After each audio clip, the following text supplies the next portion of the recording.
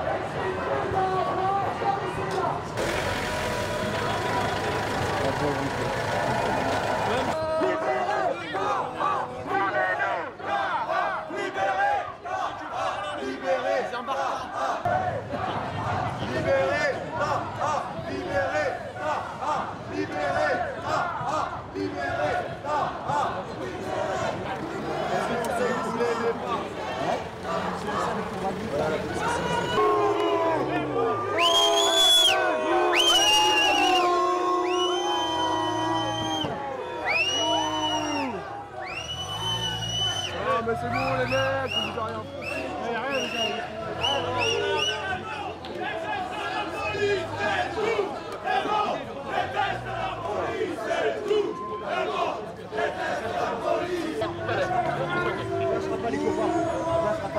Comme pour le départ du Vega, correct?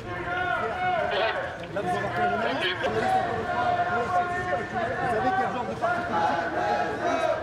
Ne soupirez pas, monsieur. Ne soupirez pas.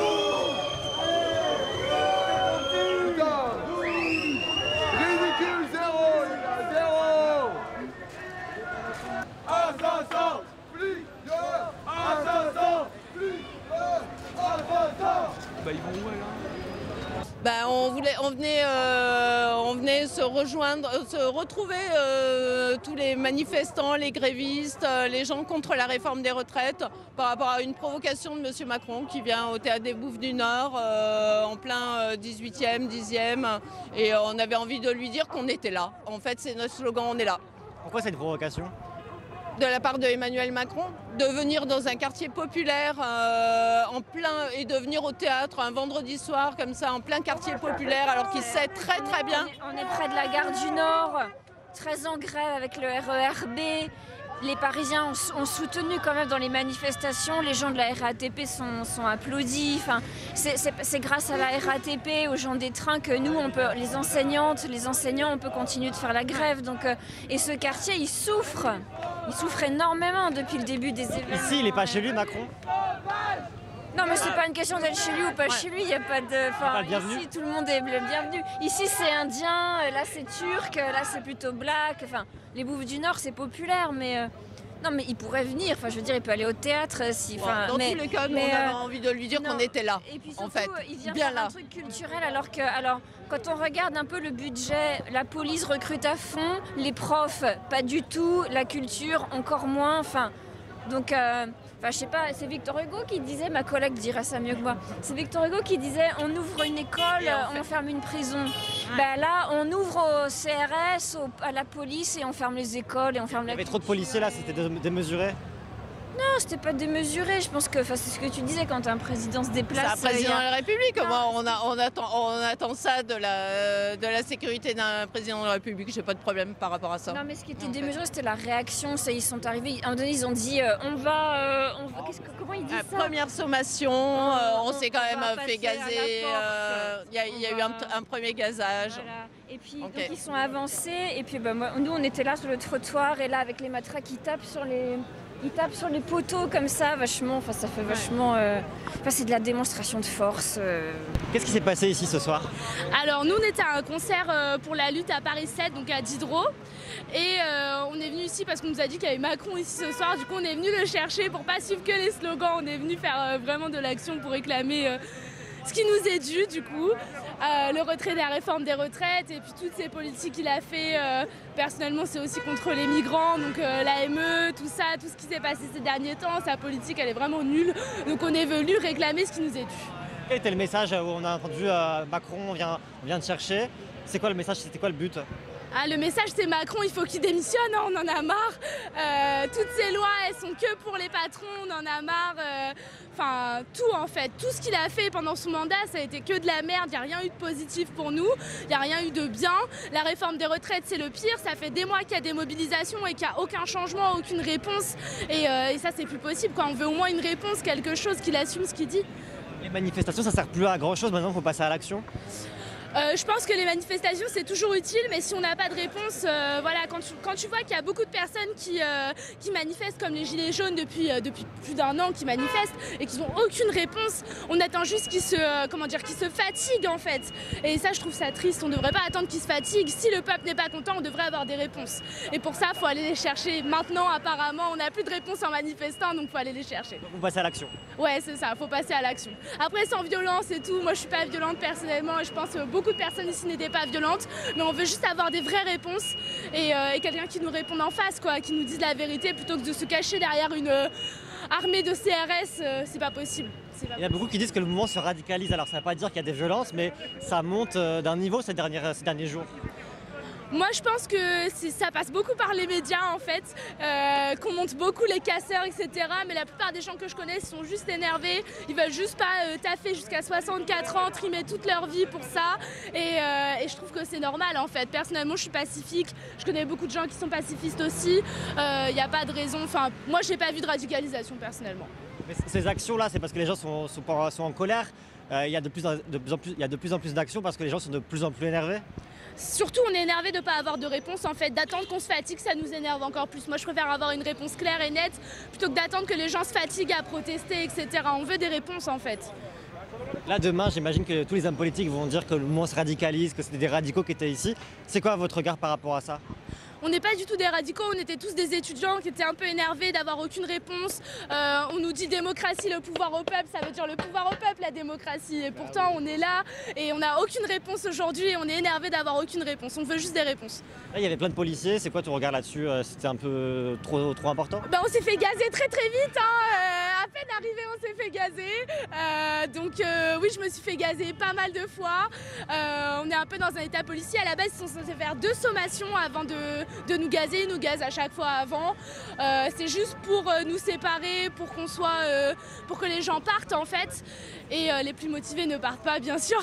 Mais voilà, moi je suis pas du tout pour. On devrait avoir un dialogue positif, des vraies réponses et pas juste de la violence, quoi. La violence engendre de la violence. Vous êtes fait gazer, raconte-moi comment ça s'est passé. Bah écoute, on pleure. Dans quelles conditions? Qu'est-ce qui s'est passé? On était là, on n'a rien fait, on a chanté nos slogans et puis on s'est fait gazer comme d'habitude. C'est toujours ça. comme d'habitude, vraiment c'est comme d'habitude, c'est à chaque fois comme ça, c'est pour disperser les personnes, pour faire peur à d'autres, c'est toujours la même chose et franchement c'est fatigant. On aimerait un vrai dialogue, après on dit nique la police, etc. Mais si on aurait un vrai dialogue avec eux, on dirait pas ça, il faut aussi dialoguer avec nous et voir qu'on n'est pas contre eux, on est contre l'État, on est contre les réformes qui se passent en ce moment. Alors ce soir, nous, en tout cas moi, je viens avec un groupe de l'université d'Hydro. Justement, on a reçu un message disant que Macron était ici même, hein, au théâtre des Bouffes du Nord, bon que je connaissais pas, mais que je découvre. Et en fait, du coup, on arrive plutôt tardivement. À ce qui paraît, en début, ils ont réussi à pousser. Mais nous, on a juste scandé des slogans. On espérait que Macron vienne vienne vers nous pour dialoguer, mais ce n'a pas été le cas malheureusement. Pourquoi ça? On ne sait pas.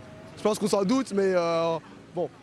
Et c'est sûr, dès qu'il est parti, les CRS qui nous ont bloqué la route, nous qui sont là rattrapés, ce n'était pas possible. Vous avez été gazé? Non, on n'a pas été gazé. En revanche, on a été chargé dans un premier temps. Il y a eu quelques violences. Hein. Chez justement une personne qui essaie de passer. Il y a une dame qui essaie de passer, qui s'est fait violenter par un policier. Pas un coup de matraque, mais en tout cas, au niveau des mains, c'était plutôt sérieux.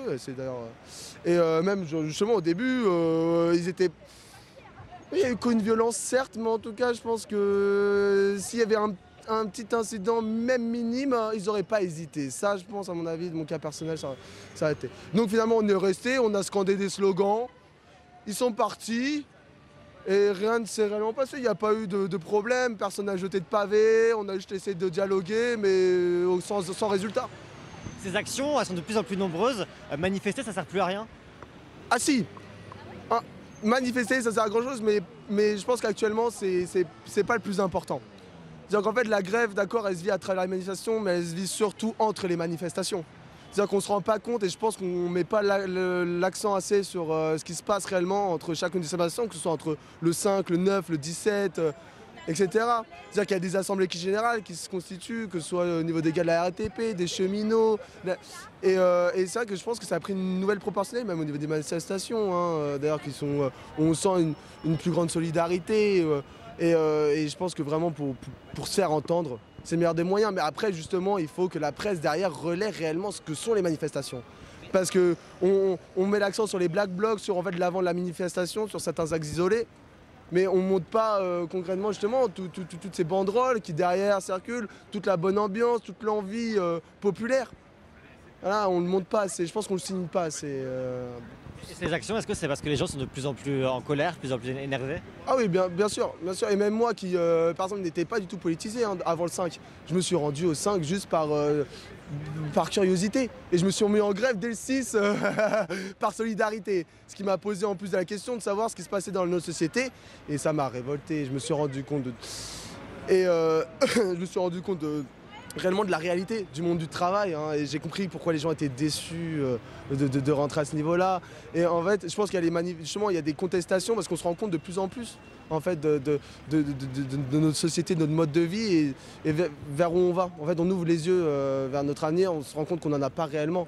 Et donc, les gens commencent à protester, c'est qu'un début à mon avis. Moi, je pense que c'est vraiment que le début d'une contestation et on peut voir au niveau global, général, enfin mondial, qu'on le voit au Chili, au Liban, en Algérie, que c'est différent, certes, il y a des contestations, mais en revanche, il y a toujours cette critique du pouvoir, du gouvernement, qui, je pense, nous saoule tous. Je pense que tous les gouvernements, finalement, saoulent tous les peuples. Et ça, on ne souligne pas. Je pense que beaucoup le pensent et peut-être beaucoup le ressentent, mais on a peur. On a peur parce qu'on a des impératifs. Moi, quand j'essaye de convaincre mes collègues, j'ai mon loyer à payer, j'ai ça. Mais c'est vrai que, regardez, on ne paye pas mes heures sup, on me traite comme de la merde, mais voilà, il y a comme cette situation. Et donc, c'est pour ça, je pense que peu de gens aussi, en fait, s'énervent. Et il faut peut-être qu'ils perdent plus pour comprendre réellement, en fait, leur situation et qu'ils s'énervent plus. Ces actions-là, comme ça, on a vu ce matin à la CFDT, là, ce soir au théâtre. Est-ce que c'est parce que les gens sont de plus en plus énervés et qu'on les écoute pas? Ah oui, parce que là, clairement, le gouvernement joue l'autruche. Voilà, je pense qu'on entend peut-être un peu partout. Mais quand là, on entend parler justement des violences policières, typiquement, je pense que c'est un bon exemple, en plus c'est d'actualité. Mais quand là, on voit que le gouvernement parle à peine de ça, alors bon, il y a des mois, des années, il était là, mais non, bien sûr, dans une démocratie, c'est intolérable de parler des violences policières. Alors que pourtant, bon, on a remarqué, là, j'ai vu un chiffre en 43 ans, il y a plus de 670 personnes qui décèdent à la suite d'interpellations. Enfin, même, genre, je veux dire, la violence policière, elle n'est pas qu'au niveau des manifestations, elle se joue même avant les manifestations. Dans les gardes à vue, avec des conditions de dignité ignobles, enfin, etc. Et en fait, le gouvernement refuse tout dialogue. Et même, on l'a très bien vu ici. Genre, je veux dire, même d'accord, on n'était pas 1 million, certes. Mais t'as pris un bon temps, hein. Moi aussi je vais à l'opéra, je vais au théâtre, je kiffe l'opéra et le théâtre, mais genre, à la fin je pense que tu vas rentrer chez toi, bon, t'as sûrement quelques dossiers, mais là t'as un problème actuel avec ton peuple, t'as un problème interne, enfin, national. Donc il y a le peuple qui vient à la sortie de ton théâtre parce que de toute façon il sait pas où te trouver sinon, hein, ou bon à l'Elysée la garde elle est un peu trop approchée. Et pourtant bah, il évite ça, il esquive ça. Pourquoi? Bah, lui il refuse ses responsabilités, je pense qu'il s'en éloigne et de plus en plus. Et justement, je trouve que ça marque très bien. On se rend compte justement qu'il sert des intérêts privés de plus en plus, justement, au détriment de son peuple.